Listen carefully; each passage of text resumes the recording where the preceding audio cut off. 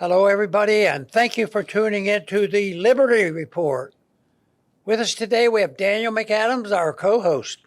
Daniel, good to see you this morning. Good morning, Dr. Paul. How are you this morning? Doing well. Good. Good. So we have a few things to talk about today. I try to keep up with all the hot spots of the world, and maybe there's only one or two, but I want to check over and doing this checking and visiting with you a bit. There's quite a few hot spots. Yeah. I came up with 4 that are significant, but I think that's way undernumbered. Probably, yeah. Yeah, a lot more. So we'll pick up some of the more idiotic hotspots that are so unnecessary. Doesn't do a thing for our national defense. Doesn't do a thing for our budget except make it worse. And people marching on and the special interests, have no problems. They line it up. They get control of the machinery to print money, the fiat, fraudulent monetary system that we have with the Federal Reserve. No sweat. It doesn't matter whether the Congress appropriates or not. I mean, it's good to let the people know they're taking care of their business. But, they say, well, aren't you going to doing all this stuff, all this intervention around the world? Where are you going to get the money? No sweat. We don't have to do it. Are you going to raise tax? Oh, no, we wouldn't raise taxes. We'll just print the money, and the tax will be there. It's a way of taxing, and the people will never know. Well, they know, but they don't quite understand. Most people don't understand, or this stuff would stop. But, we want to start off with one hot spot that has been around unnecessarily, especially it's been manufactured since 2014, with what was going on in Ukraine. And now we have our administration and his advisors. Ex-Trump officials, his advisors, and he's talking about the current advisors, are pushing war with Russia. Why would we do that? I keep thinking our leaders have lost their minds, and I decided that's too harsh. I think they've lost their moral compass, and they pretend their minds are sharp, and they just have changed their opinion because they're smarter now. They're smarter. They're there, and we don't know. We're peasants, so we have no idea what's going on. So this to me is tragedy. But what is Trump saying about what he wants to do is make it easier for our side to be able to lob missiles into Moscow. Yeah. But that makes a lot of sense. And first off, we've dated in 2014 to a significant period of time where we, through through the operation and the control we have there, because we control all the money with NATO, and we break the promises of NATO, and we've encouraged them to get close to the Russian border. And things have gone haywire ever since. They're getting worse, and both sides then get angrier and angrier, and then it gets politicized and emotional, and that's where we are now. It is escalating. I think it's dangerous, and the placement of weapons has a great deal of significance. And this move now to put the Tomahawks I guess, into Ukraine, and they'll be able to hit Moscow. They're not going to ignore that. And they say, and I think Trump's attitude was, it might calm them down. They might become frightened. That was his reason. Yeah, exactly. And put up this first clip. This is from Dave DeCamp a couple days ago. And this is what we're talking about. So, yeah, our show is about hot spots. Where in the world might Trump flex military power? Vance, Vice President Vance says Trump is considering supplying Ukraine with Tomahawk missiles. They have a range of over 1,000 miles, putting Moscow in range. That would mean that Zelensky would be able to blow up Red Square and, the Kremlin.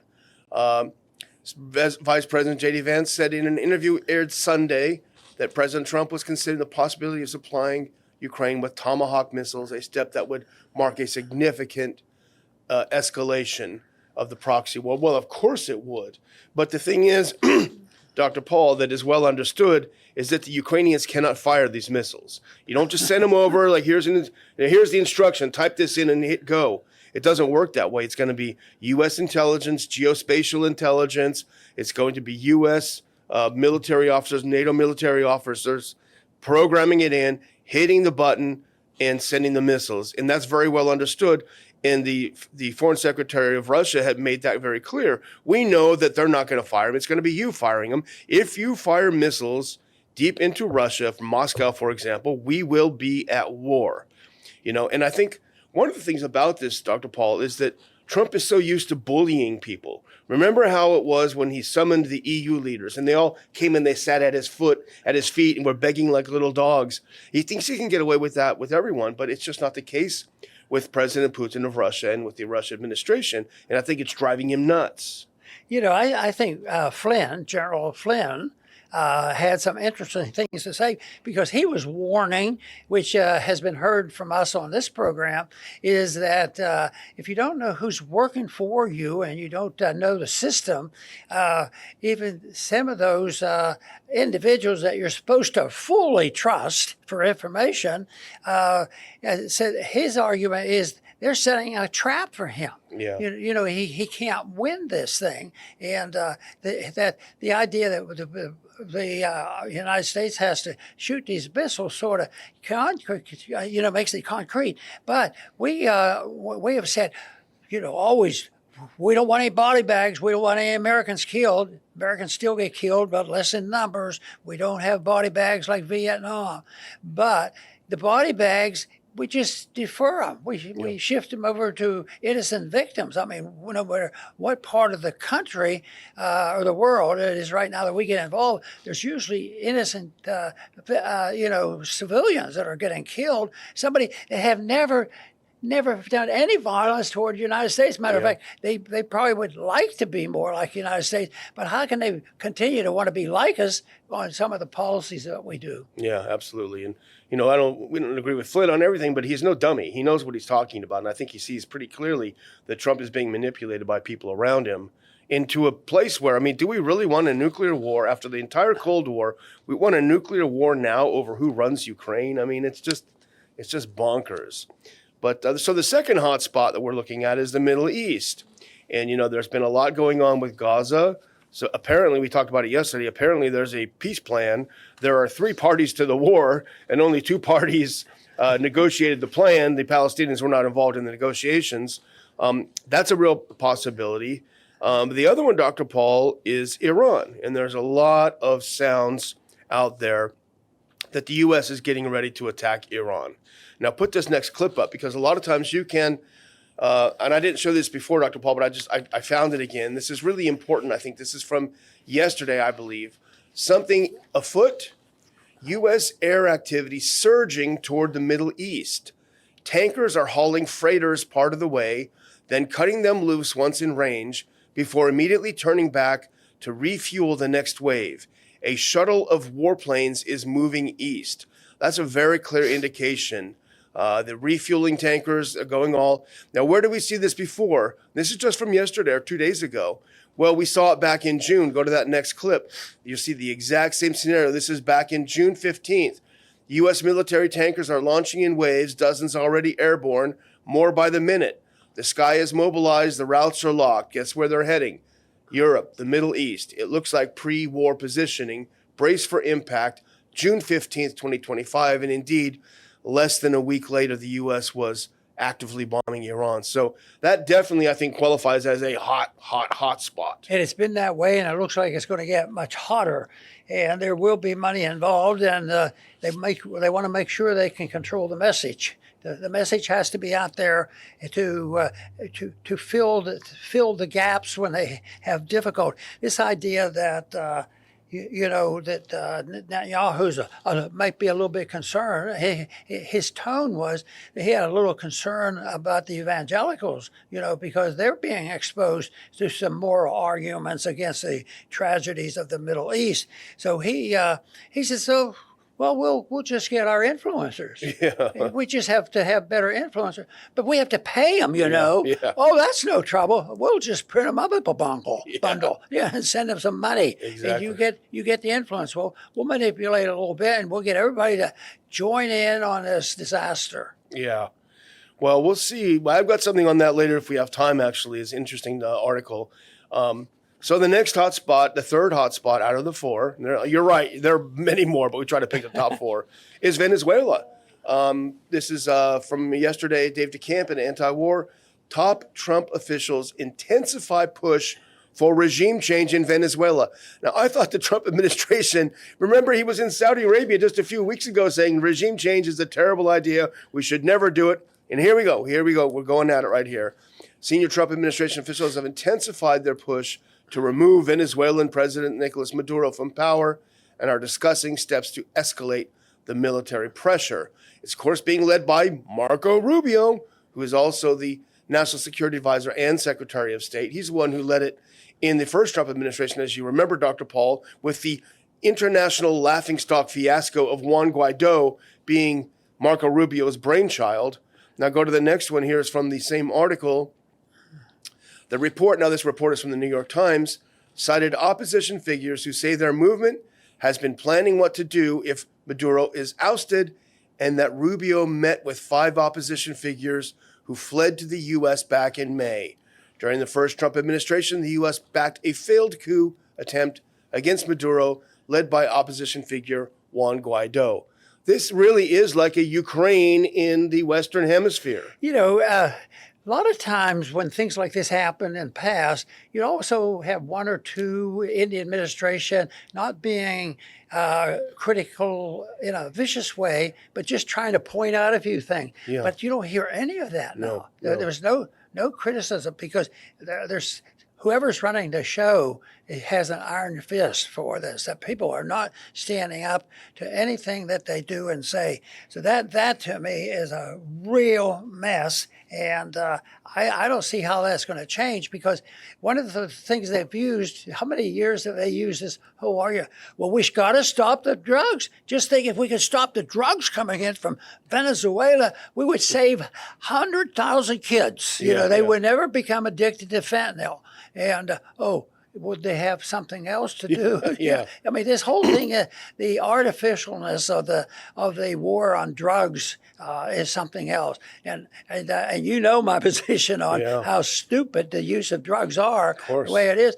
But the whole thing is, there's really accurate information to show that the war on drugs, whether it's been going on 5 years or 20 years, has never happened, never been beneficial. Finally, we changed the Constitution because the war on the drug alcohol, people didn't say, oh, alcohol is wonderful, we'll keep doing it, because they knew the war was worse than the problems you get with the alcohol, which is a tragedy.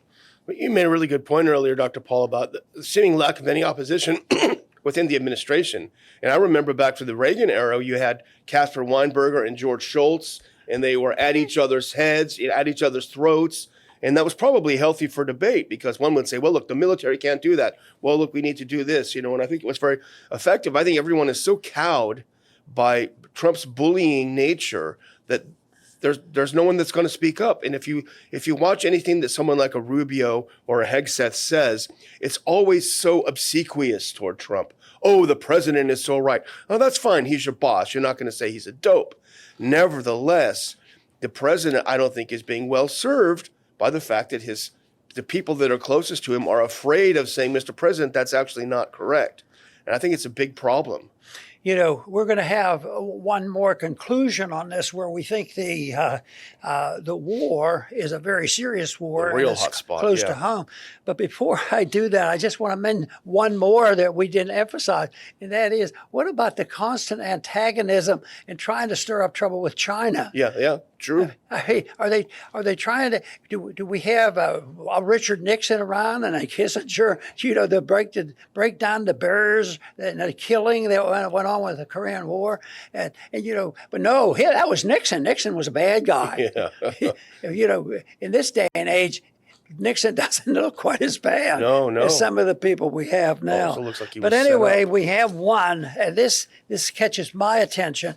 Not that we don't have enough, because we probably missed 4 or 5 or 6 where we are, because they're back to militantly taking over all of the Americas, South America, Central America, and that Venezuela, they said, is just an opening thing. So that's going to go on and on. I think so. But the one here is the headline will caught our attention. Trump tells generals the military will be used to fight the enemy within. Wow.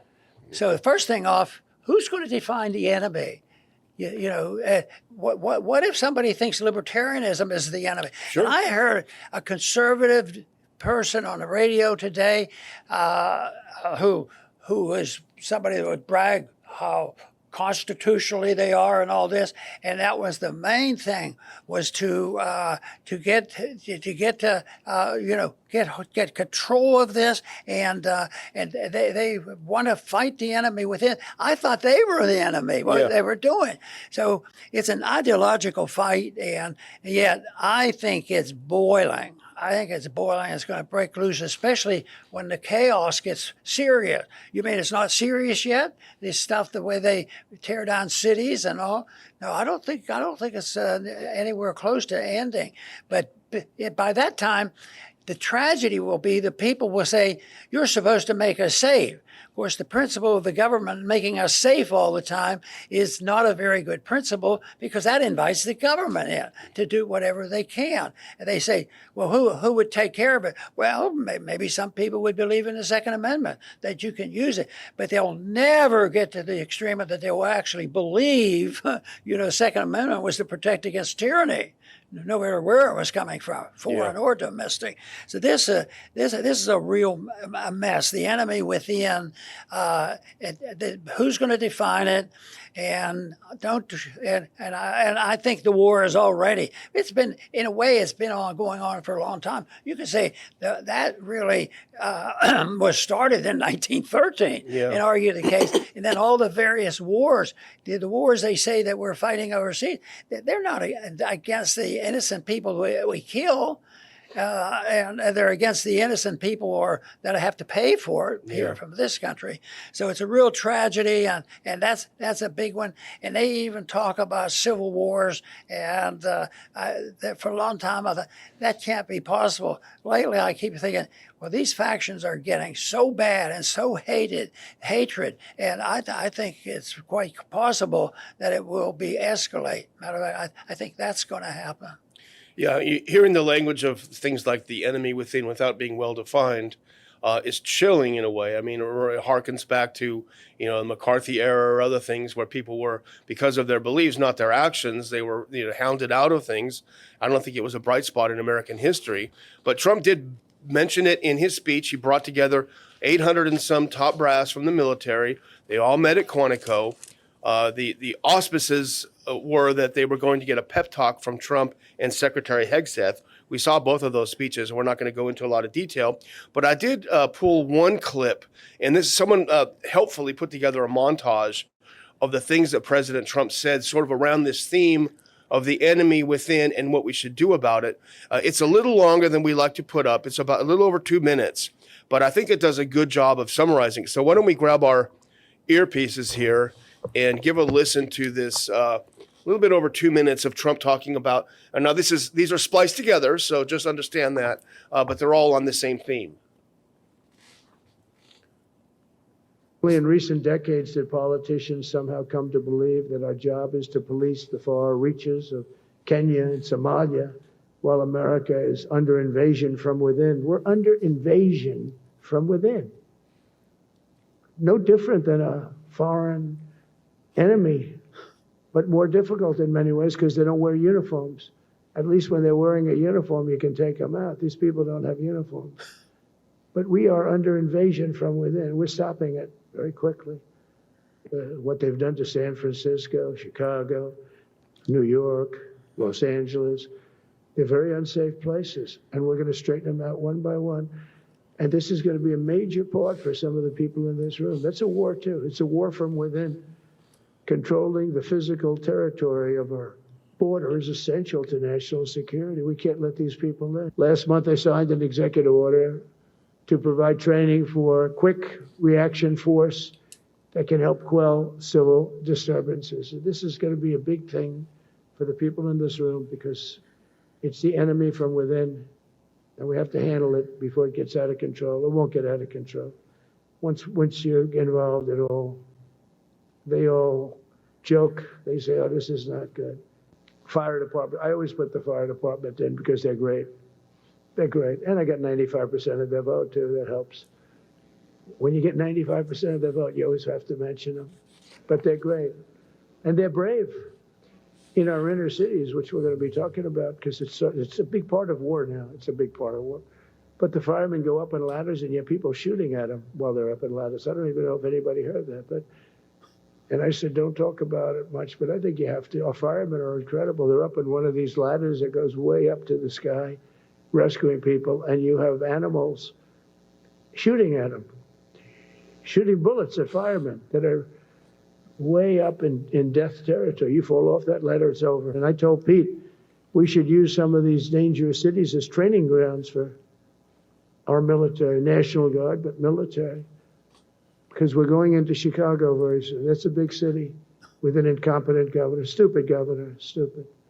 They threw him out of his family business. He was so stupid.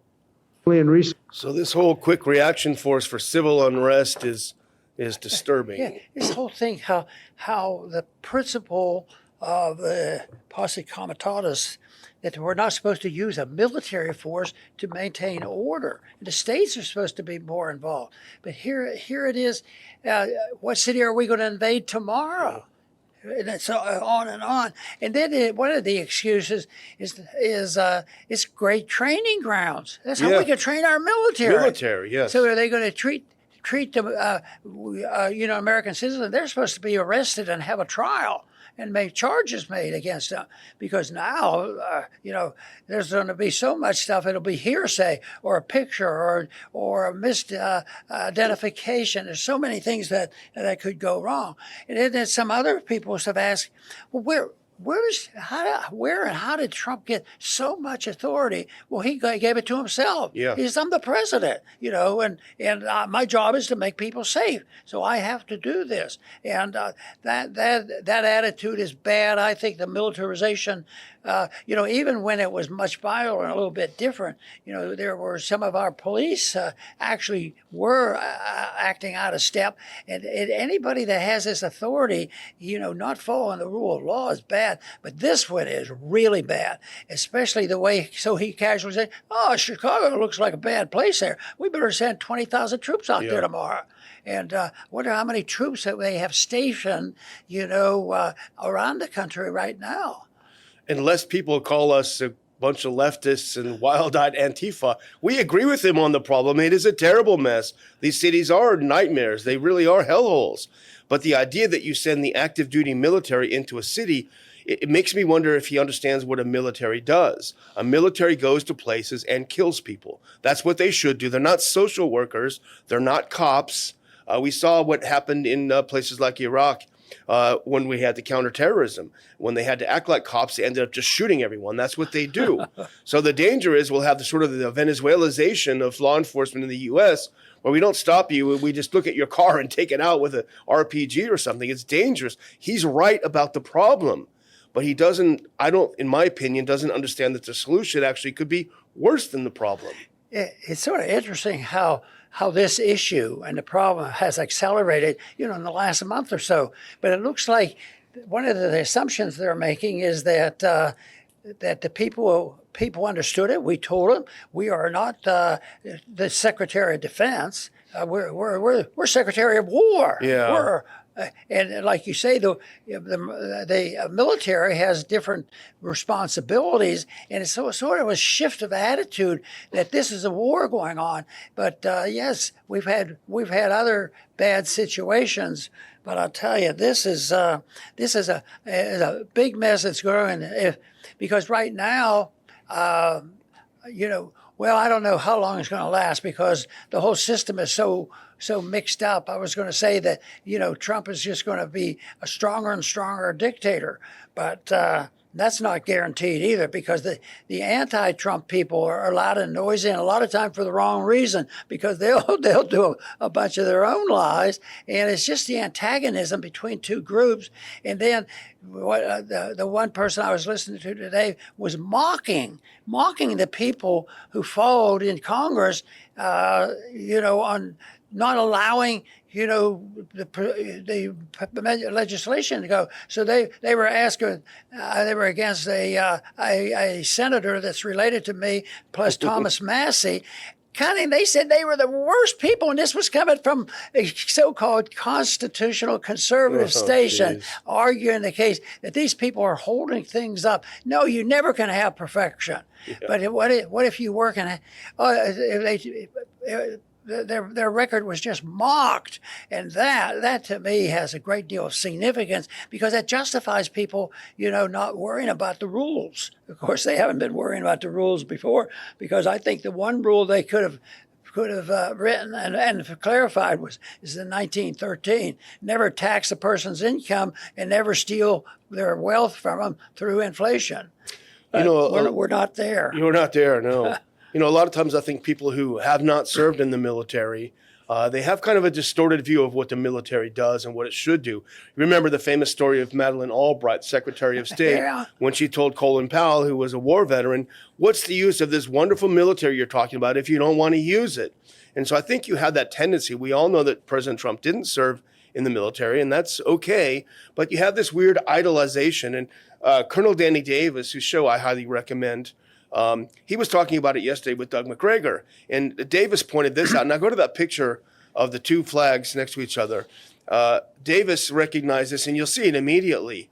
The staging of President Trump's speech to the generals looked exactly like the scene from Patton, George C. Scott over there on the left. Now this may have been a coincidence, but he certainly seemed like he wanted to make himself look like a General Patton up there on stage. So I think there's this sort of strange view of the military. So I guess the last thing, if I'm going to cover it really quickly because we are getting quick on time. Now you alluded to it earlier, but this is sort of a follow-up that we've talked about, the danger of what's happening with TikTok and other social media. And it's because of the government's involvement. Well, this is Responsible Statecraft, hardly a radical publication, let's put it that way. They're a voice of realism, I think, in D.C. They put out a piece earlier today, or yesterday they put it out. Israel is paying influencers $7,000 per post. Now, Dr. Paul, I'll be honest with you. My first thought was, where do I get in on the action? I do about 100 posts a day, so maybe I'll switch my views if Bibi wants to write me a check for $700,000 a day. But more seriously, if you go to the next one, in a meeting dedicated to hearing pro-Israel media, to harnessing pro-Israel media energy on Friday, and we talked about this on Monday, Dr. Paul, where Netanyahu alluded to the influencers. We have to fight back. How do we fight back? And then he said, being paid by Israel to post on social media is also very lucrative.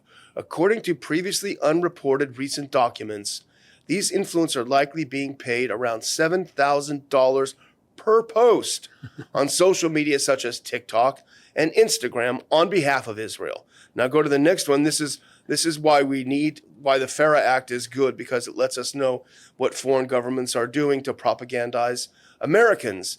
Bridges Partners, a firm working for the Israeli Ministry of Foreign Affairs, sent a series of invoices for its influencer campaign to Havas Media Group, Germany, an international media group working for Israel. The invoices detailed a sum of $900,000 starting in June, slated to end in November, filed under the Foreign Agents Registration Act, which is good. So I'll just skip down to it. Taking the legal fees, banking fees, marketing fees, and all this stuff out, it leaves about $500,000 for the influencers, the designated influencers, 14 to 18 of them. Now, if you go to the next one, he does the math here in this article. I do recommend the article. The firm expect that the cohort was expected to produce 75 to 90 posts in that time. Doing the math, that would be $6,143 per post on the low end. On the high end, each influencer could be making as much as $7,372 per post. You would say, well, how is it our business? And to which I would channel my inner Ron Paul and say, well, the money is fungible. We're the ones that giving Israel the aid, and they hire firms to propagandize the Americans. Yeah, you mentioned that kiddingly, obviously, but you said, I just changed my view. This looks like it's pretty lucrative. good, yeah. But we're in the business of trying to change people's opinion. But we want to make sure that the people that want more liberty and a respect for the Constitution are respected and encouraged. But no, in this case, though, the people who pay the money will attract people who will be willing to sell their soul and say whatever they want to say. And most of the time, people do that for either power or money. And that's why the system is so rotten, in Washington. And you lived in the part of Washington where you actually thought, that guy, he's a bad guy. Yeah, lots of them. He belongs to this lobbying group and that lobbying group. But I think that this is not going to end well. We're going to have to go through lots of problems, but I search every day for some optimistic thing we can say. To me, it's in the area of education. I think our numbers are growing. I think when people get exposed to the truth, they will change their opinion, and they will be really tested, will be tested. Everybody's going to be tested because the conditions are going to deteriorate. They're going to get worse. The economic problems, we heard today that gold was hitting $4,000. Even though I've been looking at that gold market for a long time and assume that there will be a day it could be $4,000. But even when it happens, it's still startling, and what it really means. Because the predictions are that it's going to get much worse, which means the dollar crisis is going to get much worse. And all this talk about the complaining we have on all this warmongering and policing the world, things will change. And I think they're in the process right now. And the people who come out on top of this are unknown. And I think that what we should do is work for the effort to have the principles of liberty in the Constitution come out on top. That would be a blessing to us all. I want to thank everybody for tuning in today to the Liberty Report. Please come back soon.